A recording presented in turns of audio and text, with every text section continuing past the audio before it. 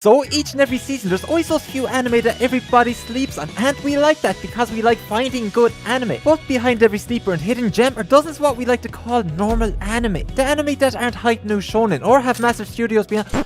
That's messed up. Anyway, normal anime are what hold the entire industry together. They're the backbone, and one of this season's most normal anime is the Detective Is Already. Wait a minute, you're supposed to be dead. So the series opens and we get introduced to our main character, Kimi, and off the bat he's already complaining about his life and how he just keeps finding himself in the middle of all these bad situations. First of all, this simply isn't a problem, this is an opportunity. Anyway, some of his friends surprise kidnap him, force him onto a plane, and now he finds himself in the middle of another opportunity. And it's here where this amazing and captivating story truly begins to grab its audience with the introduction of a single character to the story.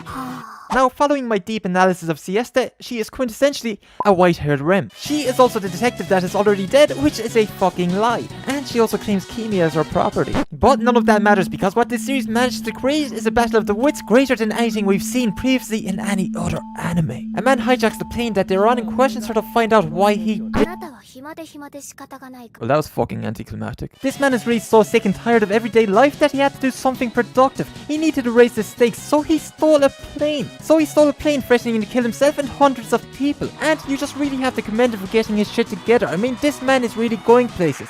And by places, I mean the showers. So he decides to take the loss on the chin, knowing that he's going to have to get used to that. Then out of nowhere, Siesta just yeets Kimi into the air, which then is our first piece of evidence indicating that Kimi is in fact a badass. Whoa, hold up. All better.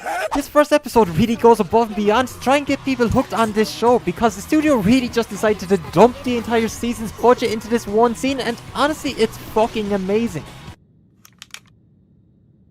Fuck, I just cleaned it! And here we have the classic anime moment where Siesta announces that everything that happened today was all a part of our plan from the very start. And before he knows it, Kimi has been called an idiot and is left all alone. And it's here the anime decides to begin to play with parallel universes. You see, Kimi gets home and we can see here Siesta is eating pizza in her pajamas. A minute passes, Kimi showers. She is now in her normal outfit waiting for the pizza to be delivered. Kimi finishes his shower. She is in her pajamas now eating pizza with Kimi. I have spent hours if not days trying to find an answer to this mystery and I have finally found it. It's just a shitty seasonal anime. Then out of nowhere, the anime decides to hit us with a culture festival in the very first episode rather than wait till the end of the season like most other series. Now this could go one of two ways, but from the look on his face, he is a generic seasonal anime protagonist, so he's not going to do shit. And here they've literally taken waifu and ran with it. Anyway, the episode ends with Kimi living out the dream of every simp, neckbeard, Reddit and Discord mod out there. And you know what? For a first episode, it was actually pretty good. We got a really cool character and a storyline that looks like it could really go somewhere. So hopefully they don't kill off the main girl in the time between this episode and the next episode, because that would be really bad. Oh, so cool. It's going to be a generic rom-com and isn't really going to focus on spy missions unless they're introducing a new girl to the harem.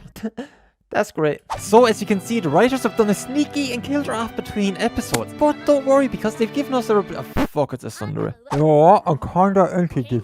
Okay, so we can see that this series is really trying to make sure that we pay attention right now by using all of these old gags that we've definitely seen before. But we just have to look past all of this and see the other qualities that this series holds. Oh shit, go back! And it's here where the writers decide to use the classic opie joke, but they cleverly blend it in while talking about her past surgery, just to flex their creative writing skills. So overall, this scene gets a D. Okay, so it's here that we learn that the new girl just happened to receive Siesta's heart in a transplant. We now move back to Kimi to see his reaction to the...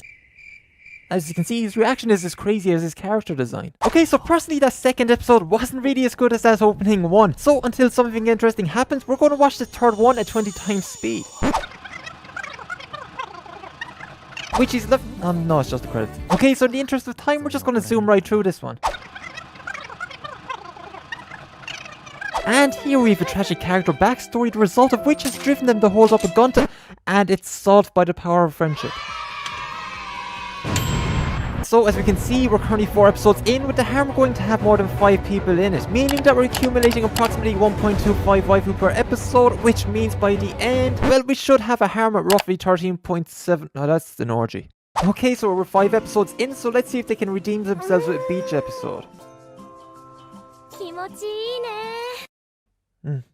Holy moly. Okay, so I know you're thinking that this anime doesn't really look all that good, and that's 100% true. It doesn't. I mean, it has your basic seasonal anime art style and characters, just with a slightly different story. You see, when anime is in a place like where it is now, where we're seeing these huge series come nearly every single season, sometimes you just forget what a normal anime looks like. The real downside to this was that the first episode made me think that we might have something special on our hands. I mean, we thought we did, but we don't. What we do get is a lesson in how looks can be deceiving and that we can't always rely on the age-old formula of, Hey bro, the first episode was fire, this is going to be amazing. I mean, that first episode came out looking really well, but the way it just completely does a 180 and drops everything that it had going for it, it's just a complete slap in the face. It's really hard to be sold on a series where the only real positive is the occasional flashback of a character that's already dead. The MC is a generic MC, but in a new story, and it just really feels the same across the board. But this does, however, show us that in anime, aside from all the traps, lollies, and other things that can hurt us, we now must be aware that we can be catfished by a first episode.